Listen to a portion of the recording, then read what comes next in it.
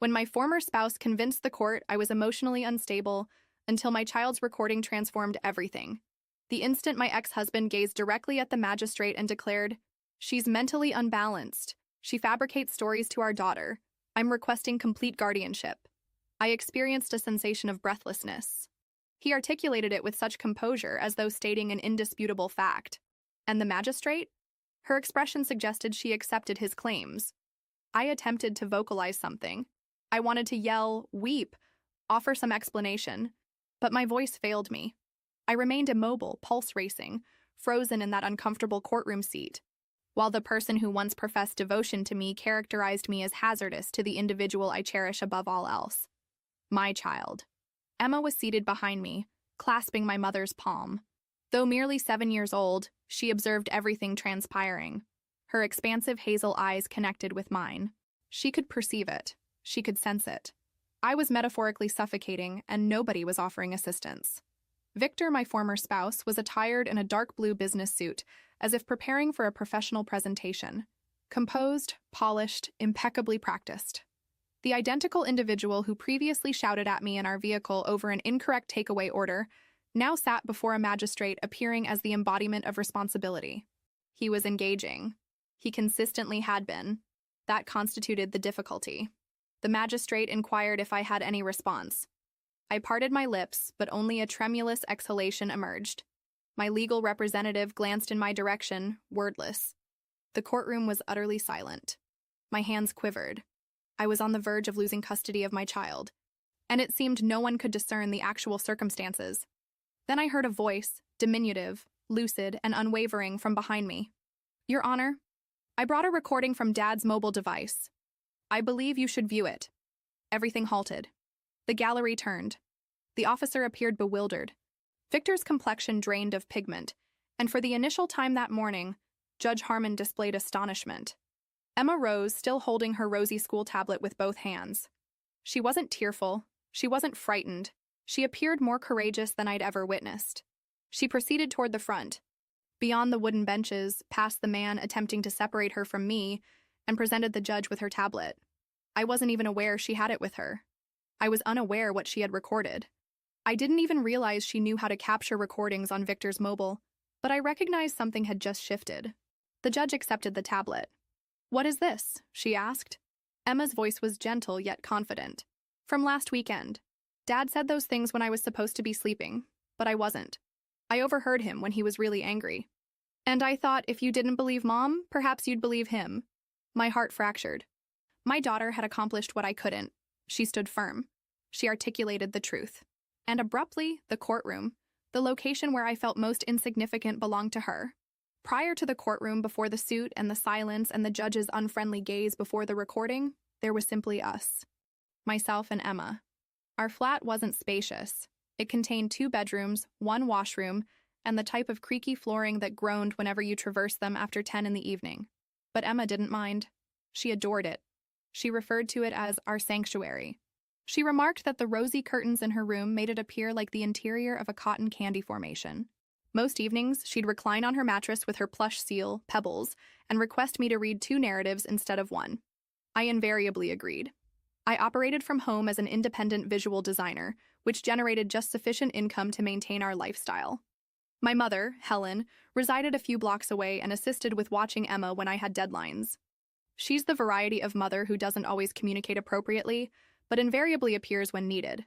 She'd deliver homemade pasta unannounced, cleanse my washroom when I wasn't observing, and inform me, "You're performing better than you perceive, Sophia." And for a duration, I trusted her. Emma was 7, intelligent, compassionate, and perceptive in manners that caused adults discomfort. She posed inquiries that forced reconsideration before dishonesty. She once discovered me weeping in the kitchen late at night and remained quiet. She merely brought over her coverlet and draped it around my shoulders. That characterized the type of child she embodied. Our preferred activity was the honesty container. I initiated it when Victor and I initially separated. I explained that any time she possessed a question or desired to discuss something confusing or alarming, she could document it and place it in the container. We'd examine 1 note together each night. Some were frivolous. "Why do individuals snore?" Others penetrated deeply. "Will Dad cease loving me if I remain with you?" I told her the truth, consistently, regardless of how painful it was. The divorce hadn't been amicable. Victor desired authority more than he wanted guardianship. He consented to shared custody on documents, but in actuality, he pushed for more. He questioned every parental decision I made, criticized what I provided for meals, complained if I collected her 2 minutes tardy. And during his weekends, Emma would return withdrawn and hushed. Sometimes she wouldn't communicate with me whatsoever. Until Tuesday. I mentioned it in court, but Victor knew how to present himself. He was a previous university athlete turned marketing executive, the kind who made individuals laugh and remembered everyone's name. He wore self-assurance like a secondary skin. In public, he was entirely affable. In private, he could erupt over spilled beverage or a missing charger. I maintained records. I documented everything. Electronic communications, messages. I possessed a folder full of texts where he accused me of being unstable, where he employed language no child should hear their father use regarding their mother. But I never revealed those to Emma. I believed I was shielding her. One evening, following a particularly tense exchange, Emma inquired if I ever became frightened around Daddy. I paused. She gazed down at her cereal and stated, "I do, but I think I'm not supposed to mention that." That night, I couldn't slumber. I stared at the ceiling and wondered if I had disappointed her by not contesting more vigorously, by attempting too diligently to maintain tranquility. A few weeks afterward, Victor filed for full custody. He claimed I was emotionally damaging Emma, that I misled her about him, that I couldn't provide constancy. His attorney submitted declarations claiming I was erratic, undependable, and mentally unsuitable to co-parent. When I read those documents, my hands trembled. I had to sit on the floor. Helen sat beside me, grasped my wrist, and stated, "You possess the truth. That's adequate." I wanted to believe her. But in court, truth isn't resounding. It's concealed in evidence and twisted into strategy. Victor's attorney portrayed an image of a woman deteriorating. My attorney instructed me not to become emotional, not to speak unless questioned, not to interrupt. But internally, I was screaming. Emma observed it all. Every tear I attempted to conceal. Every instance I whispered, "It's going to be all right," even when I wasn't certain it would be. I didn't realize she was observing that attentively. I didn't know she was listening. I didn't know she was planning anything whatsoever. She was merely 7, yet somehow she comprehended what none of us had vocalized. She understood truth mattered, and she recognized the court needed to witness it firsthand. The custody hearing was scheduled for a Monday morning. I barely slept the previous night. Emma had fallen asleep clutching Pebbles, her plush seal, and I sat beside her bed until sunrise, just watching her. My chest felt oppressive, as though something was compressing it. I knew this wasn't merely a legal matter, it was a struggle for her existence as she understood it, for the one thing I had invested every fragment of myself into safeguarding. That morning, my mom accompanied us. She wore her special scarf, the silky one she only utilized when she required courage. I believe she recognized I didn't possess much remaining within me. Emma wore a turquoise dress with daisies on it and packed her school tablet in her backpack as she habitually did. She didn't communicate much in the vehicle, she merely gazed out the window, humming a melody I didn't identify. When we entered the courthouse, Victor was already present. He was wearing the identical dark blue suit he wore to our wedding preparation dinner. Only this instance, there was no warmth behind his smile, just calculation. His attorney stood alongside him, clipboard in grasp, impeccably groomed, conversing in subdued tones that sounded rehearsed.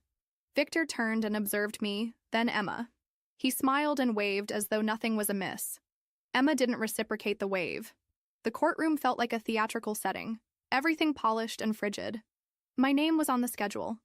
Victor's, too. But the individual being evaluated wasn't merely me. It was the version of me he had created on paper. When Judge Harmon entered, the room descended into a quiet tension. She was tall, middle-aged, and didn't squander time. She gazed directly at Victor's attorney and stated, "You may commence." His lawyer began depicting the scenario immediately. He characterized Victor as a stable father. He referenced his consistent employment, his orderly residence, his endeavors to shield Emma from Sophia's emotional unpredictability. He presented messages between Victor and me extracted completely out of context. In one, I informed Victor I was overwhelmed and fatigued. He framed that as evidence of mental instability. In another, I requested him not to elevate his voice around Emma. That was distorted into a claim that I was controlling and manipulative. I sat there while the person I had once shared a life with transformed everything I'd ever said into ammunition. Victor added his own voice when questioned. "She's not well," he said, composed and collected. "She informs our daughter I'm the antagonist. She bewilders her. She makes Emma afraid of me. I don't want to take her away out of malice. I'm doing this to protect her." Protect her? That word impacted me like a blow. Judge Harmon gazed at me. "Ms. Reynolds, do you have a response?" I parted my lips, but nothing emerged. The words were in my chest, pounding to be released. But my voice betrayed me. My heart raced. My tongue felt burdensome. All I could do was glance over at Emma, who sat behind me, her small legs swinging off the bench. She gave me a look I'd never forget. Concerned, but not fearful. My attorney cleared his throat and offered a feeble response about my emotional resilience and how overwhelm is a natural component of single parenting. It wasn't sufficient. It didn't scratch the surface of what was genuinely occurring. No one mentioned the occasion Victor cursed at me on the telephone while Emma was in the room. No one inquired why Emma started bedwetting again after his weekends. None of that was incorporated into their version of the narrative. The judge nodded slightly, writing notes, and then Victor stood again and stated, "Your Honor, I want full custody. I believe my daughter is being emotionally harmed, and I don't think shared custody is in her best interest anymore." I felt the barriers closing in. My breath shortened. My hands clenched the arms of my chair. I glanced at Emma again, uncertain how I could protect her from what was unfolding directly in front of her. That's when Emma released my mom's hand, stood up, and walked forward. She didn't request permission. She didn't hesitate. "Your Honor," she said, "I brought a recording from Dad's phone. I think you should see it." The room became still. Victor's face turned expressionless.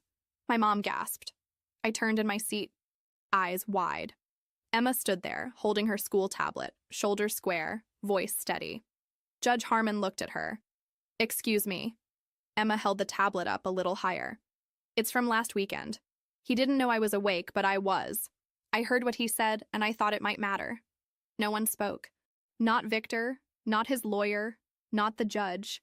And for the first time since the hearing began, I sensed something shift. Emma had brought more than a recording. She had brought the truth into the room, and everyone perceived it. Emma stood in the center of the courtroom, holding her tablet like it was a shield. Her daisy dress appeared a size too small, the hem grazing her knees, but she didn't fidget. She didn't look back for reassurance. She stood alone, confronting the judge. "I brought a recording from Dad's phone," she said again. "I think you should see it." Judge Harmon glanced at the bailiff. "Bring it here," she said.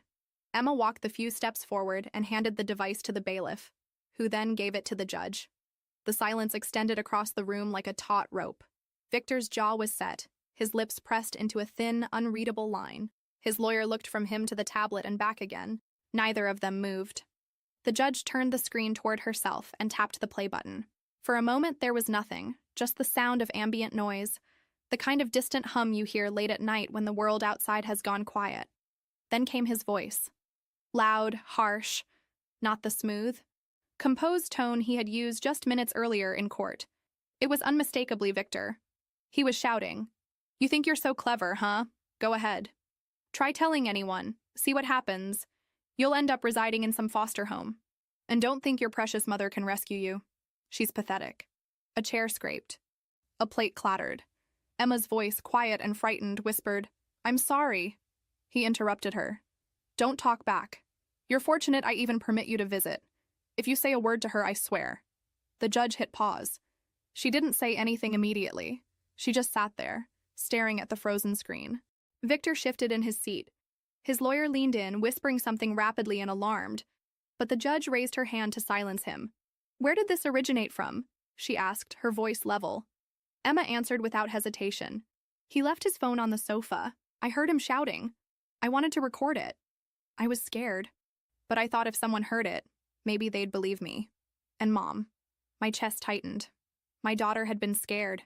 She had formulated a plan, and she had executed it with more courage than most adults I know. I wanted to run to her, wrap my arms around her, tell her she should never have had to do any of this. But I remained in my seat because this moment belonged to her. Victor spoke up, his voice suddenly forced and defensive. "Your Honor, that recording is taken completely out of context. I was disciplining her. She was misbehaving and—" "Enough," the judge said. Her voice wasn't loud, but it cut through the room like a blade. Victor stopped speaking immediately. Judge Harmon turned to Emma. "Thank you for being brave," she said. "You can return to your seat." Emma nodded and walked back, her steps slower now, the weight of the moment beginning to show in her shoulders. My mother pulled her into her lap and held her tightly. The judge looked at me. "Ms. Reynolds, do you have anything else to add?" This time I found my voice. "No, Your Honor. I think my daughter expressed it all." The judge nodded once, then leaned back in her chair. She closed her eyes for a moment, then opened them and looked across the courtroom. "In light of this evidence, I'm calling for an immediate review of all custody arrangements. Until that is completed, full temporary custody will be granted to Ms. Reynolds. Supervised visitation only for Mr. Blake. Bailiff, please escort Mr. Blake from the courtroom until further notice." Victor stood, stunned. "You can't be serious." "Sir," the bailiff said, stepping forward. He looked like he wanted to argue, but instead Victor turned and walked out, his lawyer scrambling behind him. The courtroom emptied gradually after that, but we stayed seated. Emma was quiet, head resting against my mom's shoulder. I finally stood and walked over to them, kneeling beside her. "You were so brave," I said. She nodded but didn't speak. I could see it affecting her now, the weight of what she had done. She hadn't just revealed the truth. She had confronted someone who had spent years teaching her to remain silent. And in doing so, she had changed everything. The moment Victor exited that courtroom under the bailiff's watch, the entire atmosphere transformed, and it felt like someone had opened a window in a room where we'd all been holding our breath. I could finally inhale, not completely relaxed, but enough to remember that I still had a voice and a heartbeat. The judge left the bench shortly after issuing her order. Her expression never changed, but I saw something different in her eyes when she looked at Emma. A quiet recognition. Not sympathy, not surprise. Respect. I gathered our belongings slowly, my fingers trembling slightly as I packed up Emma's bag. She was still curled into my mother's arm, arms exhausted but alert. Her tablet rested beside her on the bench, the screen still dark after the video. I reached for her hand. "Do you want to accompany me?" I asked. She nodded and slid down from the bench. As we exited the courtroom, people observed us. A few glanced away quickly. Others held their stares longer. One woman mouthed the word brave as we passed her outside the courtroom doors. I knelt down to Emma's height. My hands rested gently on her arms. "Are you okay?" She shrugged, then finally said, "I didn't want to do it, but I had to." "I know," I said. "I'm so proud of you. You shouldn't have had to carry that alone." She looked down at the floor. I didn't know if they would believe me. My throat tightened. They did. Because you told the truth. And because you were strong enough to stand up when no one else could. Emma looked up at me, her eyes glistening with quiet tears. "Does this mean I don't have to go back to Dad's house?" I pulled her into my arms, holding her as tightly as I could without hurting her. "You're safe. That's what matters." The court officers gave us a few more instructions, including a temporary supervision schedule for Victor. He would be evaluated by a court-appointed counselor before any further access to Emma. It wasn't over. There would be more hearings, more documents, more days in courtrooms that felt like battlegrounds. But the hardest part was behind us. That afternoon, we went straight to my mom's house. I didn't want to be alone. I didn't want Emma to go back to our apartment and feel the silence that sometimes echoed too loudly in small spaces. My mom prepared soup even though it was warm outside. She always made soup on emotional days. She said it gave her something to stir when everything else felt out of control. Emma sat at the kitchen table drawing a picture with crayons while I filled out more court paperwork on the couch. At one point, she walked over and handed me what she'd created. It was a picture of two hands holding a heart. Underneath, she wrote in large, uneven letters, "Truth is brave." I cried then. Not the quiet, hidden kind, but the kind that comes from deep inside your chest when the pain has finally found its exit. Emma didn't say anything. She just sat beside me, leaning her head against my arm. That night before bed, we returned to our honesty container. It had been collecting dust for a few weeks. I held it in my lap while Emma sat across from me on her bed. "Do you want to start?" I asked. She shook her head and pointed to the folded note on top. I opened it and read aloud. "What happens when the truth hurts people?"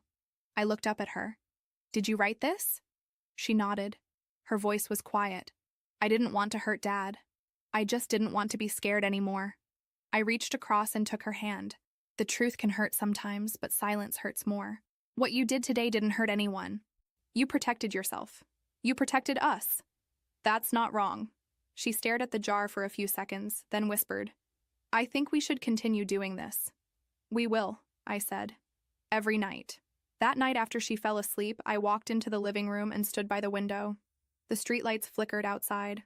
Cars passed. Life continued. But everything within our world had changed. Victor no longer controlled the narrative. He no longer controlled Emma's voice. And for the first time since the divorce, I felt like I could breathe deeply, knowing that I wasn't alone in this struggle anymore. My daughter had stepped into a world far too burdensome for her years. And she didn't just endure it. She transformed it. The final custody hearing occurred 4 weeks after the day Emma stood up in court. By then, everything had changed. The court-appointed counselor who interviewed Victor filed a detailed report. It outlined controlling behavior, emotional instability, and a concerning lack of empathy for Emma's well-being. He denied everything, of course, but the recording spoke louder than any of his words ever could. Combined with Emma's statement, it was enough for the court to remove his unsupervised custody rights. When the judge read her final decision, I sat quietly, holding my breath again. But this time, it wasn't from fear.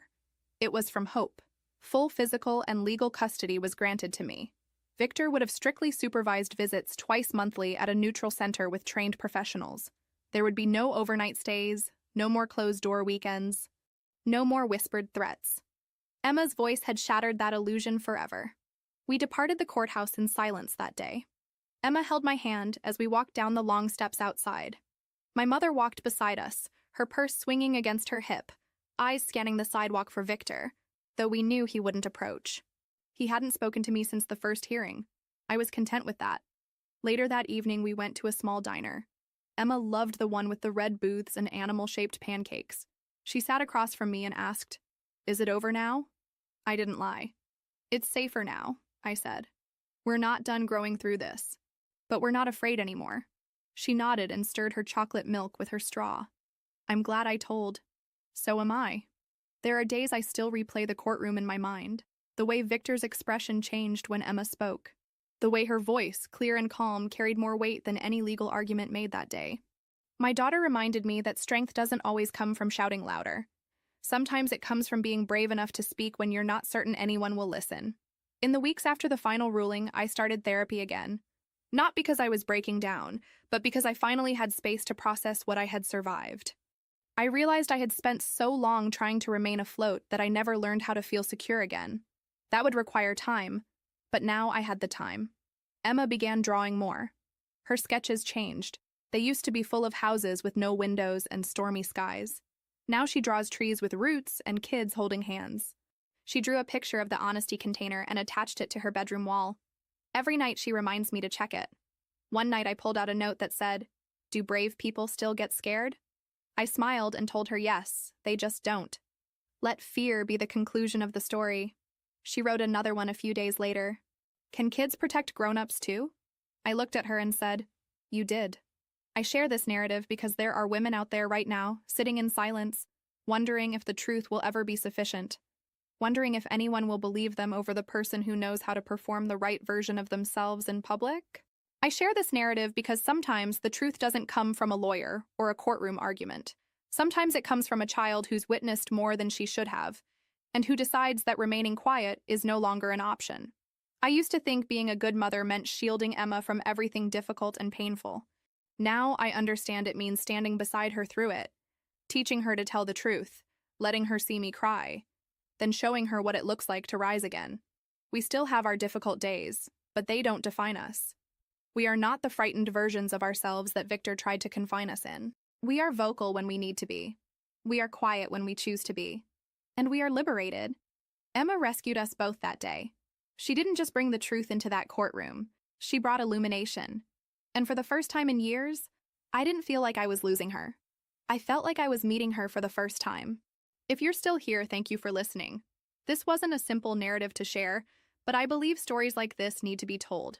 Because somewhere out there, another mother is sitting in silence, thinking no one will believe her, and maybe she just needed to hear this.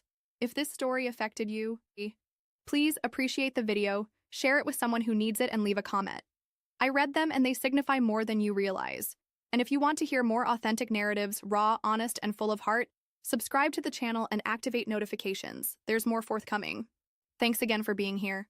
Stay courageous, stay compassionate, and never forget that the truth matters.